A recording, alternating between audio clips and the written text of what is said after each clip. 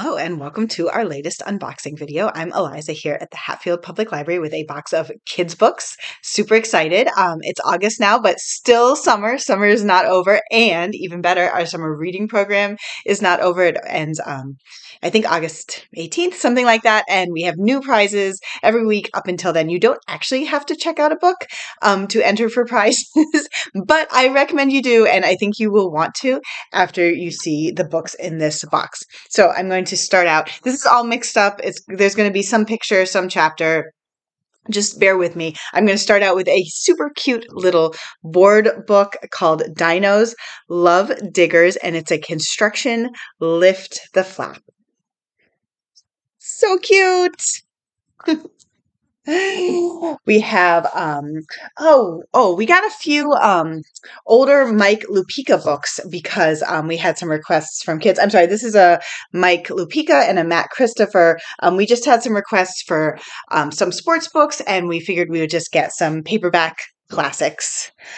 We have a new book called The Skull by John Klassen. I am so intrigued by this cover. I've seen this, I think, on some maybe award lists, not award lists, but recommended lists maybe. So it says it's about a girl named Otilla who runs away and a house in the woods and a skull that lives in the house, and there's a secret. And it looks super creepy. But if you are an adult and you're saying, that looks too creepy for kids, trust me on this one. You don't know kids. I think that they will like it. And I also just really like this style of art, which will be familiar if you're familiar with John Klassen. Greenwild. Step into the adventure of a lifetime. This is by Pari Thompson, and it is about an 11-year-old named Daisy who has to find her mother, but is being hunted by someone who's determined to stop her. And they all, this leads her through a hidden doorway into another world, bursting with magic, called Greenwild. Yay, sounds exciting. I like this map.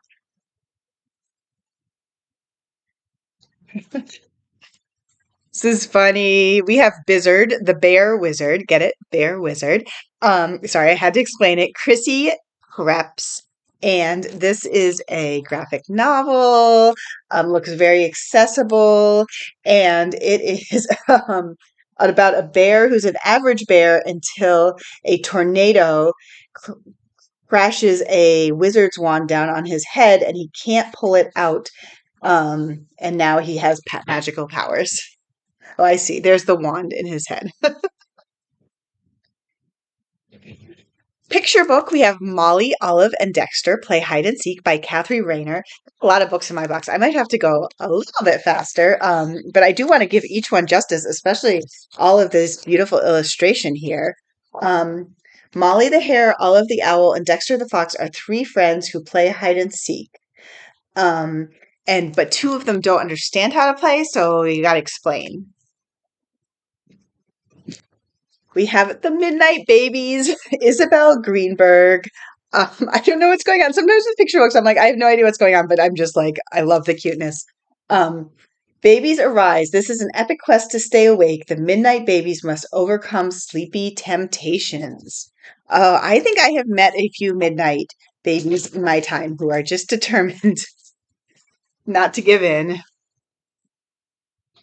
This is another great one, another great title cover combination. It says, "What if I'm not a cat?" Why worry? It's by Kari-Lynn Winters and Kelly Collier.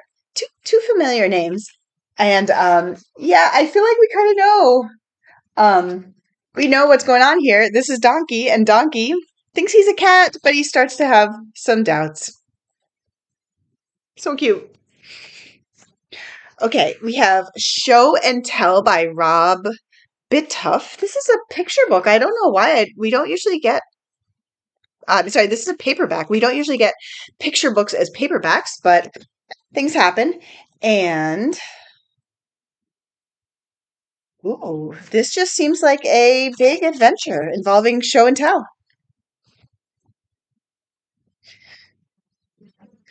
We have The Never Ending Sweater by Erin Welch, by Dorothy Luong. And this is about a grandmother who knits a sweater. Wait, let me get this right. Yeah.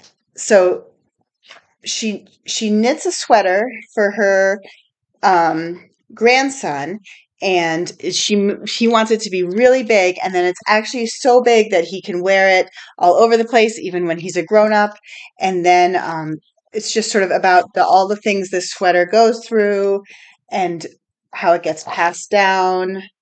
um yeah, I sort of feel like maybe an updated, maybe slightly less weird version of The Giving Tree. Maybe that's the vibe I'm getting. We have I Am Hungry by Michael Rosen, and this is illustrated by Robert Starling. Um, just appreciate that face. Um, I like how it's like sad but also confused. Like, what's going on in my stomach? Okay, so this squirrel is eating a lot of things. What's going to happen? Oh my gosh. So many things. And I don't know. Yeah, but that's the story. A very hungry squirrel. The Red Jacket, another super cute one. This is by Bob Holt. I like the touch that there are French fries in the seagull's jacket. And oh no. So this is about a seagull who thinks he is very cool because unlike the other seagulls, he has this cool red jacket. But then he worries if he loses his red jacket, will he still be the coolest seagull? The Boy Who Cried Poop. And this is by Alessandra, Requena, and Guilherme, Karsten, and oh no. So this is about I think this is like a little bit of a take of the on The Boy Who Cried Wolf, and that he's crying poop, but then he doesn't poop, and so there's like lots of drama of getting him to the toilet, and then turns out to be unnecessary. Yeah. If you've ever been on a road trip with a kid, I think you'll recognize this. Um, I think you'll recognize that game. um, Bitsy Bat School Star by Kaz Windness. Is this has the vibe? Is this part of a series? Let me see. Yeah, so there was oh no. Huh. It's funny, it lists I'm not sure this is how things usually go, but in the biography of this author, it lists this book. I don't think they usually list the book that you're holding in the hand in the biography, but maybe they do. Maybe I'm confused. Anyways, it doesn't matter. This is about Bitsy Bat, who is a little bat with big star dreams, and she's going to Critter Crawl Elementary School. She has to make friends. Always complicated. A good, useful book to have with school coming up soon. Yes Means Yes, written by Alan Tay and illustrated by Kai Kwan. And this is a book for kids about consent. And I love how it's framed in a sort of positive way, but got really good reviews. Says that it just outlines what consent is.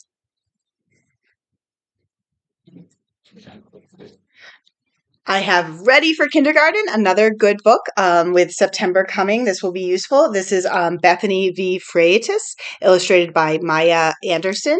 And yeah, just the basics of getting ready for kindergarten.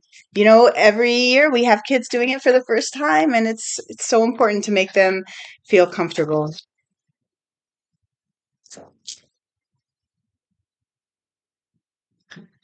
So this is actually for our teen collection, but I think it will actually appeal to kids. I know that my 10-year-old already read it and enjoyed it. It is a book, A Story of Seven Lives, the complete manga collection by Shirakawa Jin. And it is about cat adventures. Cat manga is just very popular with kids. Okay, I have like I know this is a little long. I have like four more books. We have Art Lab for Kids, Express Yourself.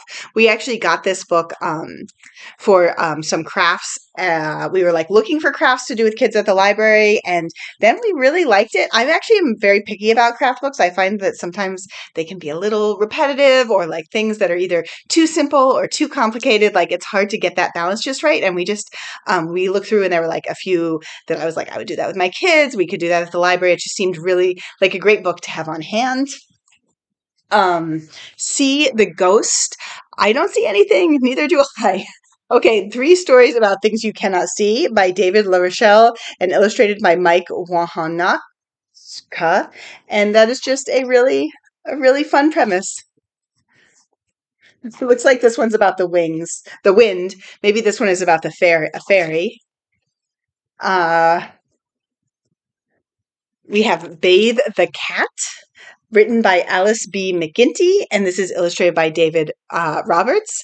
Looks like the cat maybe does not want to be bathed. I'm going to go out on a limb and say that the cat, this illustration style is really kind of like offbeat and fun.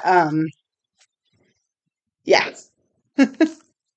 Sounds like they need a lot of people just to bathe this one cat. Last of all, we have Kantiga finds the perfect name. Oh, this is such a beautiful cover. It's written by Mabel Mnensa and illustrated by Chantel and Bergen Thorne. And this is about a girl who doesn't like her name, and her grandmother tells her of a magical clay pot, but that she can go to find the perfect name. Oh my gosh, I love those illustrations. Oh.